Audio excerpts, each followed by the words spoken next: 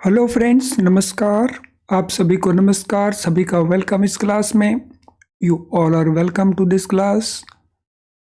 Live class में जितने students already join कर चुके हैं वो कंफर्म कर देंगे क्विकली आपका ऑडियो वीडियो एक्सेसिबल है। All students who have already join the live class, please confirm quickly your audio video is okay. Please confirm quickly. तो चलें शुरू करते हैं आज के सेशन को। आज का हमारा सेशन है लियन और सेट ऑफ के ऊपर। ये हमारे मॉड्यूल ए के चैप्टर नंबर 7 का एक इम्पॉर्टेंट पार्ट है। लियन सेट ऑफ वो टॉपिक्स हैं जिनको लेकर के लगातार क्वेश्चंस पूछे जाते हैं और ये हमारी बेस बिल्डिंग क्लास का एक इम्पॉर्टेंट पार्ट है जिसमें पहले हम कॉन्सेप्ट और उसके बाद हम रिलेटेड क्वेश्चंस को डिस्कस करते हैं। इससे आपका जो बेस है वो स्ट्रांग होता है। फिर पेपर के अंदर किसी भी प्रकार के क्वेश्चंस पूछे जाएं तो आसानी से आप उन क्वेश्चंस को आंसर कर सकते हो। तो चलिए शुरू करते हैं आज की इस क्लास को। हम शुरू करेंगे बैंकर्स लियन से। लास्ट क्लास के अंदर हमने बैंकर्स लियन को जस्ट स्टार्ट किया था, लेकिन बहुत थोड़ा सा पोर्शन हम उसमें कवर कर पाए थे। अब पूरे का पूरा including what we discussed in the last class उसको भी हम यहाँ पे कंप्लीट करेंगे। तो चलिए शुरू करते हैं बैंकर्स लियन को। बैंकर्स लियन क्या होता है? Banker's lien is right of the banker to retain possession of the goods and securities owned by the debtor until debt due from the later is paid। तो बैंकर का लियन क्या है? इसमें 3-4 important parts आ गए हमारे पास। First, bankers lien banker का राइट है। This is first important part. Second, ये राइट किसको रिलेट करता है? ये राइट रिलेट करता है to retain possession of goods and securities. ये सेकंड पार्ट है। Third part, these securities are owned by the debtor, so debtor we can say borrower. चौथा पार्ट है कब तक? until debt due from the later means the debtor is paid। तो ये 4 इसके important part आगे banker लियन के। पहला, ये राइट बैंकर का है। ये right possession of goods and securities को रिलेट करता है, उनको रिटेन करने के लिए। ये गुड्स एंड सिक्योरिटीज डेटर को ओनरशिप में है और ये बैंकर तब तक होल्ड करता है जब तक बोरोअर लोन को पे नहीं कर देता। Banker's lien is an implied pledge. Banker के लियन को हम इम्प्लाइड प्लेज के तौर के ऊपर भी जानते हैं। सो प्लेज क्या होता है? प्लेज में होती है डिलीवरी। किसकी डिलीवरी होती है? गुड्स की। किस पर्पस के लिए होती है? To secure a loan. और यही फीचर तकरीबन लियन के अंदर भी अवेलेबल है। सो इसीलिए हम बैंकर्स लियन को इम्प्लाइड प्लेज कहते हैं। Banker's right of lien is more than a general lien. No, यहां पे प्लेज और लियन दोनों के अंदर एक जो लकीर है, एक थिन लाइन है, वो क्लियर हो जाती है। जो बैंकर्स का लियन है वो क्या है? वो है रिटेन करने का राइट। लेकिन जो बैंकर का राइट है वो मोर देन जनरल लियन है, यानी जनरल लियन से थोड़ा अधिक।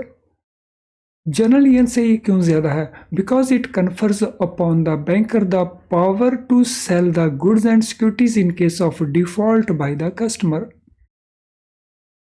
तो बैंकर का जो राइट है वो मोर देन जनरल लियन है, क्योंकि बैंकर को ये राइट अवेलेबल है कि in case of need bank sell कर सकता है गुड्स एंड सिक्योरिटीज को। कब? जब बोरो डिफॉल्ट करेगा। और प्लेज में भी वही बात है। प्लेज में भी अगर बोरो डिफॉल्ट करता है तो बैंक गुड्स एंड सिक्योरिटी को सेल कर सकता है। सो जो नॉर्मल लियन होता है वो केवल रिटेन करने का राइट रहता है, और जो बैंकर्स का लियन है वो मोर देन जनरल लियन है, और इसके कारण बैंकर को अवेलेबल है powers to sell the goods and securities. Implied pledge क्यों है, अब हम इसको और डेप्थ के साथ अंडरस्टैंड करने की कोशिश करते हैं। Since right of lien resembles a pledge, it is usually called implied pledge. तो बैंकर का जो राइट है, लियन का राइट, वो रिजेंबल करता है प्लेज की तरह। सो रिजेंबल तकरीबन प्लेज जैसा, इसीलिए हम उसको इम्प्लाइड प्लेज कहते हैं। A banker acquires the right to sell the goods. So lien के अंदर बैंक को राइट अवेलेबल होता है to sell the goods which came into his possession in ordinary course of business or banking in case of debt not paid। तो ये वही सारी बात है जो हमने यहाँ पे कही है। तो बैंकर के पास सेल द गुड्स का राइट भी अवेलेबल हो जाता है लियन के अंदर। जो गुड्स एंड सिक्योरिटीज उसके पास ordinary course of banking business में आई हैं। Ordinary course of banking business क्या है, जैसे बैंक का काम है लोन देना, तो वो उसका ordinary course of banking business है। तो जब तक लोन पे नहीं होता तब तक वो रिटेन भी कर सकता है और गुड्स को सेल भी कर सकता है। सो डिफॉल्ट होने पे वो सेल कर सकता है, डिफॉल्ट से पहले वो रिटेन कर सकता है। तो इसीलिए हम बैंकर के लियन को इम्प्लाइड प्लेज कहते हैं। तो ये हुआ हमारा बैंकर्स लियन के बेसिक्स। अब हम बात करते हैं next part. Section 171 Indian contract act gives to the banker an absolute right of general lien on all goods and securities received by the banker. अगर हम लियन की टाइप्स को देखें तो हमारे पास लियन की दो टाइप्स हैं। तो यहां पे हम बात कर रहे हैं सेक्शन 171 की। इससे पहले सेक्शन 170 है जो लियन को डिफाइन करता है as right to possess. So section 171 it gives banker an absolute right of general lien on all goods and securities received by the banker. So this mean अगर बैंकर के पास कोई भी गुड्स एंड सिक्योरिटीज अवेलेबल हुई हैं under section 171, तो इन goods and securities को bank किसी भी लोन को, एनी लोन, उसको रिकवर करने के लिए यूज कर सकता है। For example there is loan A, loan B, security 1, security 2। Security 1 को इन दोनों लोन्स को रिकवर करने के लिए यूज किया जा सकता है। ऐसे ही सिक्योरिटी 2 को इन दोनों लोन्स को यूज करने के लिए किया जा सकता है। अगर एक लोन सिक्योर्ड है दूसरा अनसिक्योर्ड है, तो अनसिक्योर्ड लोन को भी अंडर लियन सिक्योरिटी को यूज किया जा सकता है to recover the unsecured loan as well as the secured loan. तो इसको हम कहते हैं बैंक का general lien. When a customer inadvertently leaves a packet containing certain shares, certificate or life insurance policies or fixed deposit receipt of other banks, etc. while leaving the bank premises, banker will have no right of lien over those securities because those were not given to the banker in the normal course of banking business। अगर कोई customer bank में आता है और inadvertently, गलती से, जानबूझ के नहीं, गलती से एक पैकेट छोड़ जाता है जिसमें कुछ शेयर सर्टिफिकेट है, कुछ लाइफ इंश्योरेंस पॉलिसीज हैं, कुछ फिक्स्ड डिपॉजिट रिसीट है दूसरे बैंकों की, तो अगर वो बैंक प्रेमिसेस में छोड़ देता है तो उसके ऊपर बैंकर का लियन अवेलेबल नहीं हो सकता। So why banker's lien is not available on that, क्योंकि वो जो सिक्योरिटीज बैंक के पोजेशन में हैं उनका पोजेशन बोरोर ने नहीं दिया है, इसलिए बैंक को वो possession ordinary course, normal course of banking में अवेलेबल नहीं हुआ है। इसीलिए इन सिक्योरिटीज को बैंक, हालांकि वो बैंक के पोजेशन में है, इनके ऊपर बैंक अपना लियन का राइट यूज नहीं कर सकता। सो बैंकर का लियन कब अवेलेबल होगा? जब गुड्स एंड सिक्योरिटीज, इनका जो पोजेशन है, ये बोरोर देता है बैंक को, और वो भी लोन सिक्योर करने के लिए। तो ये इंपॉर्टेंट कंडीशन है। तो यहाँ पे हैंड ओवर नहीं किया गया पोजेशन बैंक को टू सिक्योर द लोन। यहाँ पे बैंक के पोजेशन में उसकी गलती के कारण ऐसा हुआ है, इसीलिए इन सिक्योरिटीज के ऊपर बैंकर का लियन नहीं हो सकता। आई होप यहां तक लियन का पार्ट एकदम आपको अच्छे से क्लियर हो चुका होगा। अगर ऐसा है तो फिर इस वीडियो के कमेंट बॉक्स में क्विकली ये कमेंट कर दीजिए दैट लियन का टॉपिक अब आपको एकदम क्लियर है। The topic of lien is very clear to you now. कर दीजिए कंफर्म, ये कमेंट डाल देंगे तो दूसरे और बहुत सारे स्टूडेंट्स हैं जो आपके कमेंट को देख करके they feel motivated to watch the video and take benefit. तो आपके कमेंट हो, आपका लाइक करना हो, ये दूसरे और बहुत सारे स्टूडेंट की हेल्प करता है, उनको मोटिवेट करता है to watch the video and take benefit of the content. चलिए, लियन क्रिएट करने के लिए अलग से किसी सेपरेट एग्रीमेंट या कॉन्ट्रैक्ट की जरूरत नहीं होती। सो नो सेपरेट एग्रीमेंट और contract is necessary for a lien. So necessary नहीं है लेकिन डिजायरेबल है। To record the transaction necessary नहीं है लेकिन डिजायरेबल है।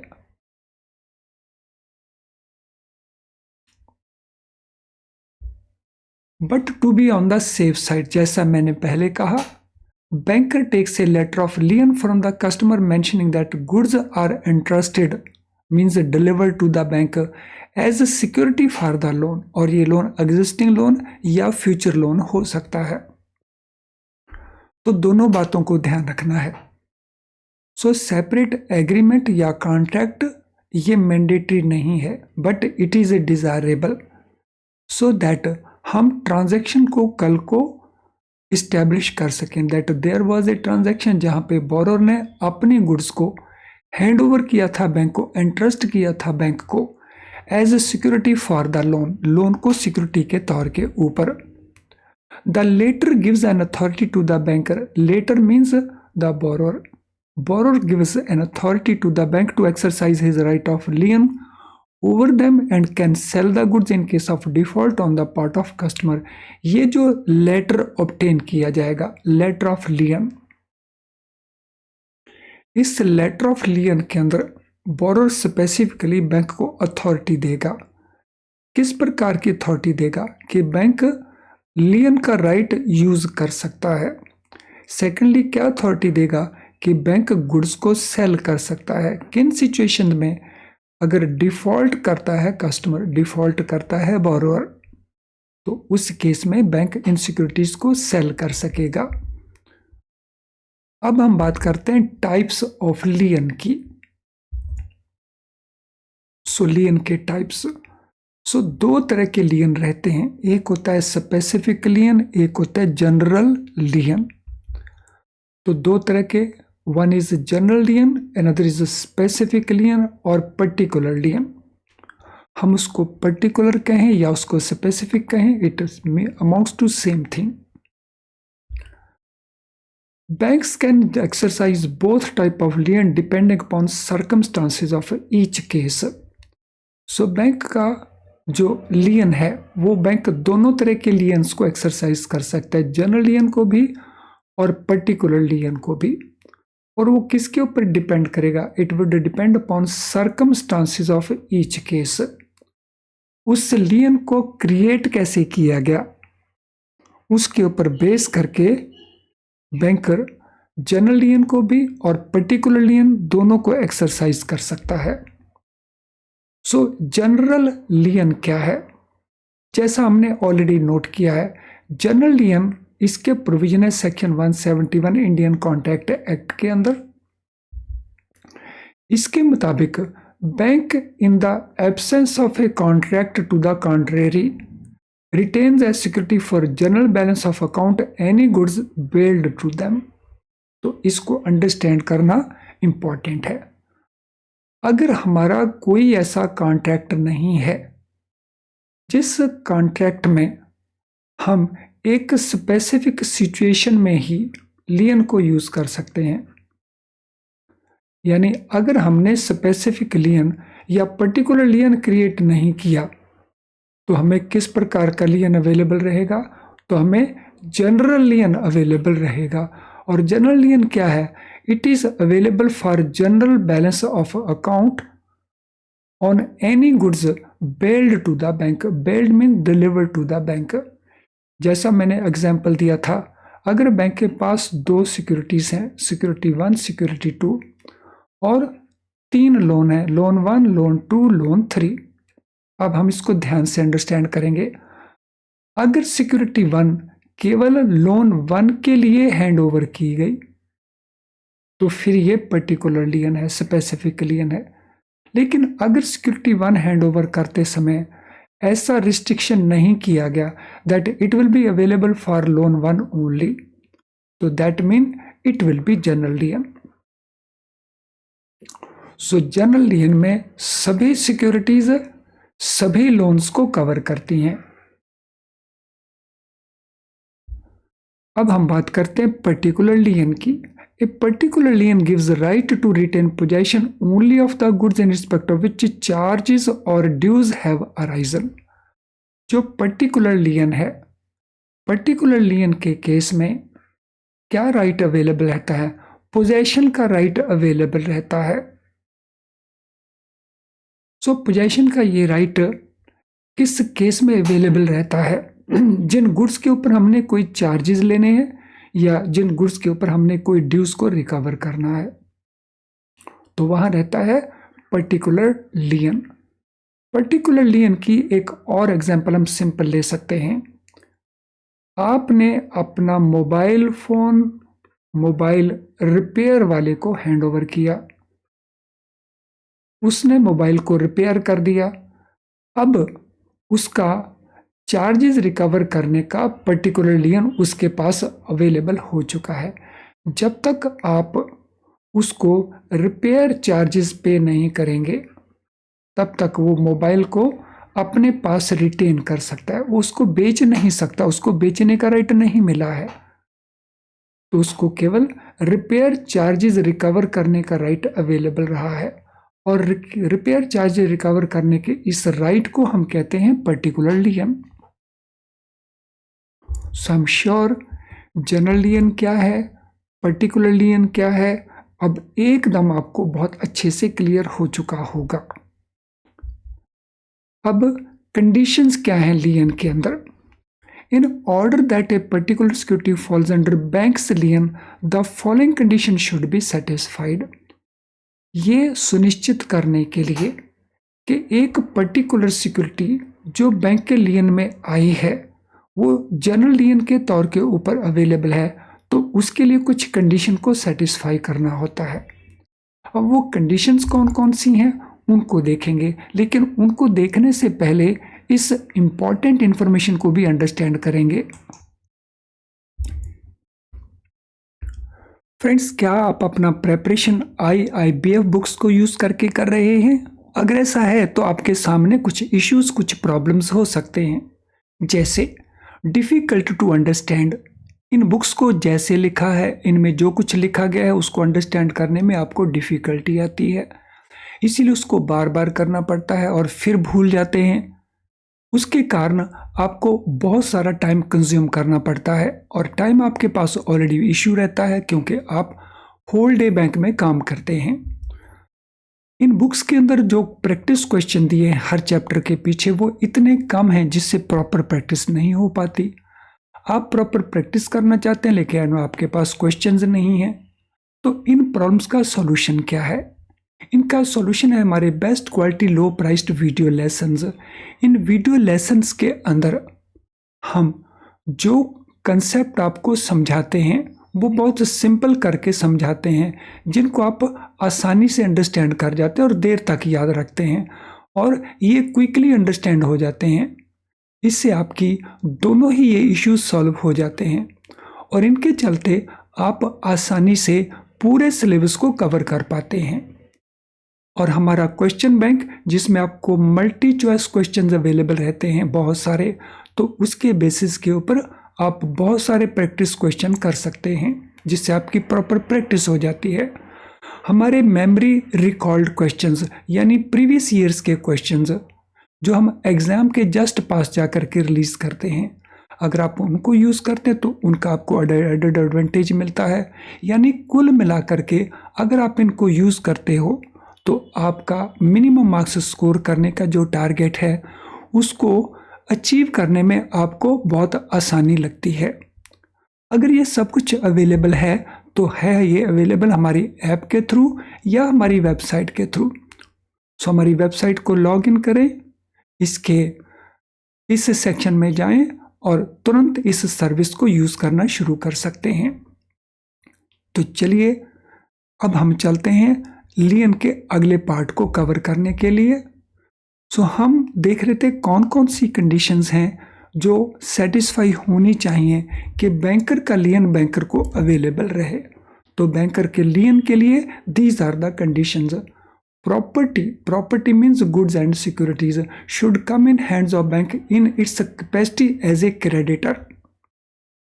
तो बैंक के पास ये जो सिक्योरिटीज आई बैंकर के पोजेशन में, वो किस कैपेसिटी में आनी चाहिए? Bank as a creditor means bank ने लोन दिया हो। जैसे शेयर्स के अगेंस्ट हम लोन देते हैं, तो शेयर्स के अगेंस्ट हमने लोन देना है और शेयर्स हमारे पोजेशन में आने चाहिए as securities to secure this loan. There should be no entrustment of special purpose which is inconsistent with the lien. जो पोजेशन हमारे पास आया, जो सिक्योरिटीज हमें प्रोवाइड की, वो इस प्रकार से नहीं आना चाहिए कि उसका कोई स्पेशल पर्पस था। फॉर एग्जाम्पल, अगर यही शेयर्स बोरोर हमारे पोजेशन में देता है कि इनके ऊपर आप डिविडेंड रिसीव करो, या बैंकर कहता है कि इनको आप सेल करो, तो वो एक स्पेशल पर्पस हो गया। तो जब उसने हैंड ओवर किया फॉर ए स्पेशल पर्पस, तो लियन क्रिएट नहीं हो सकता, because that is inconsistent with the lien. There should be no contract expressed और implied to exclude the lien. ऐसा कोई भी कॉन्ट्रैक्ट नहीं होना चाहिए। Express contract means in writing, implied contract means जो बिहेवियर से, ट्रांजैक्शन से पता चलता हो। तो ऐसा कोई ट्रांजैक्शन कॉन्ट्रैक्ट नहीं होना चाहिए जिसमें लियन को एक्सक्लूड किया हो, यानी जिसमें स्पेसिफिकली लिखा हो कि ये लियन नहीं है। The possession of the goods and security must be in the same right as account of the customer. जो गुड्स एंड सिक्योरिटी का पोजेशन हमारे पास आया वो सेम राइट में होना चाहिए जैसा अकाउंट ऑफ द कस्टमर है। सो सेम राइट का मीनिंग क्या होता है? Same right same capacity. तो इसकी कई सारी एग्जांपल अभी हम लियन के अंदर करने वाले हैं। No application of the right, तो ये राइट हमें कब अवेलेबल रहता है? Application of the right,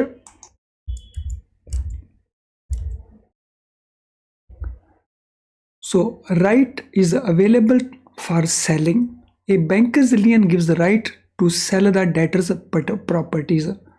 So जो राइट हमारे पास अवेलेबल है, केवल रिटेन करने का राइट अवेलेबल नहीं, बैंकर का जो जनरल लियन है उसके अंतर्गत हमें उन गुड्स एंड सिक्योरिटीज को सेल करने का राइट भी अवेलेबल रहता है।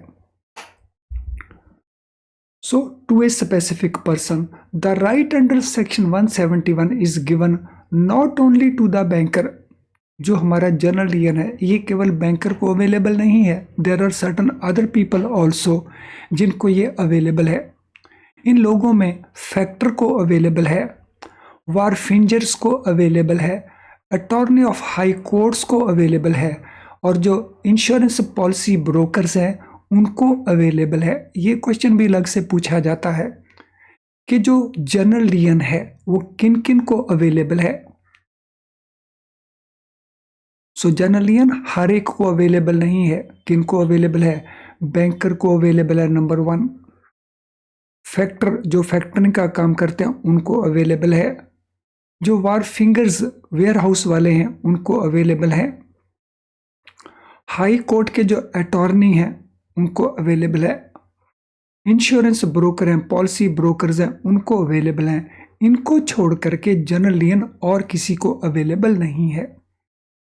और जैसा हम ऑलरेडी नोट भी कर चुके हैं, जनरल लियन के लिए इन लोगों की फेवर में किसी सेपरेट एग्रीमेंट की जरूरत नहीं है, लेकिन फिर भी सेपरेट एग्रीमेंट लेना एक डिजायरेबल सिचुएशन है। Now against the customer, the right is exercised on the goods and securities of the customer only।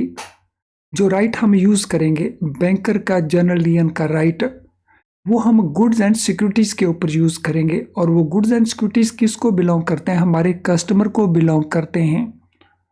The right can not be exercise when debtor has a joint account. तो यहाँ पे हमने बात की थी कि same right, तो same right का मीनिंग क्या बना? सो सेम राइट का मीनिंग बना कि अगर गुड्स ए एंड बी के नाम के हैं और लोन ओनली ए के नाम का है, तो उस केस में ये सेम पर्सन नहीं है। So A and B jointly is a different person.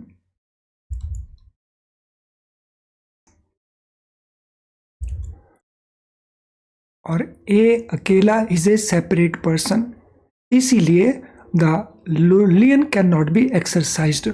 On the other hand, अगर गुड्स ए को बिलोंग करती हैं और लोन ए एंड बी के नाम से है, तो जॉइंट एंड फुल लायबिलिटी होने के कारण यहां इस केस में इन गुड्स को सेल करके इस लोन की रिकवरी हो सकती है। तो ये वन वे ट्रैफिक है। तो अगर सिक्योरिटी जॉइंटली ओन्ड हो तो इंडिविजुअल लोन के लिए लियन यूज नहीं हो सकता। अगर लोन जॉइंट हो लेकिन सिक्योरिटी इंडिविजुअल हो तो लियन का राइट यूज हो सकता है। नेक्स्ट सिचुएशन कौन सी बनती है उसको भी देख लेते हैं। नॉन एप्लीकेशन ऑफ राइट, तो कौन से वो सर्कमस्टांसेस हैं जिनमें राइट अवेलेबल नहीं रहता? सो safe custody of articles, when a customer deposits securities, ornaments, other valuables for their safe custody. अगर कस्टमर गुड्स को, सिक्योरिटीज को, जैसे वैल्यूएबल सिक्योरिटीज हैं, उनको सेफ कस्टडी के लिए बैंकर को हैंड ओवर करता है कि भाई आप संभाल के रखें, तो इन दैट केस जो बैंकर है, लेटर है, वो ट्रस्टी बन जाता है, बेली बन जाता है। In that case bank can not use right of लियन over those unless covered by A special agreement. तो इनके ऊपर बैंकर उस राइट को यूज नहीं कर सकता। हाँ, अगर कोई स्पेसिफिक एग्रीमेंट किया गया है कि बैंक उन केसेस में, उन सर्कमस्टांसेस में लियन के राइट को यूज कर सकता है, देन मैटर इज डिफरेंट। लेकिन ब्रॉडली हम अगर लेते हैं तो सेफ कस्टडी ऑफ आर्टिकल्स, तो इनके ऊपर लियन बैंकर को अवेलेबल नहीं है। और कौन कौन से सर्कमस्टांसेस हैं जिनमें ये अवेलेबल नहीं है उसको भी देखते हैं। फ्रेंड, आज के सेशन से रिलेटेड अगर आपका कोई भी क्वेश्चन हो तो इस वीडियो के कमेंट बॉक्स में आप अपने क्वेश्चन को टाइप कर सकते हैं। आपकी कोई जनरल क्वेरी है तो इस ईमेल आईडी के ऊपर आप हमें मेल कर सकते हैं। हम सूटेबली दोनों केसेस में आंसर करके आपकी हेल्प करेंगे। आज का सेशन अगर आपको यूजफुल नहीं लगा तो इस वीडियो का मैं जो डिसलाइक बटन है उसको ज़रूर पुश करके जाना। लेकिन अगर वो यूजफुल लगा है तो फिर लाइक करने में संकोच ना करें, उसको इमीडिएटली लाइक कर दें।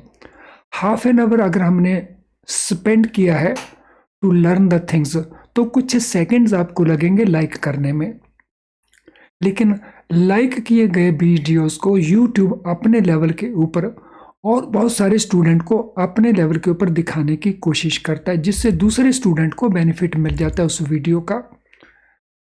आप इसके लिंक को शेयर भी कर सकते हैं अपने फ्रेंड्स कोलीग्स के साथ।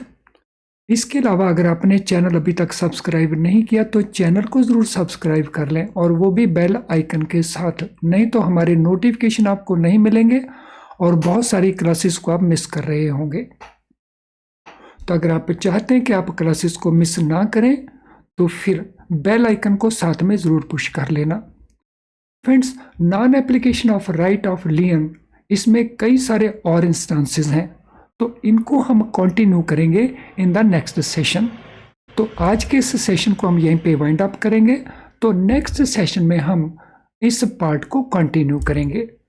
Thank you friends and all the best.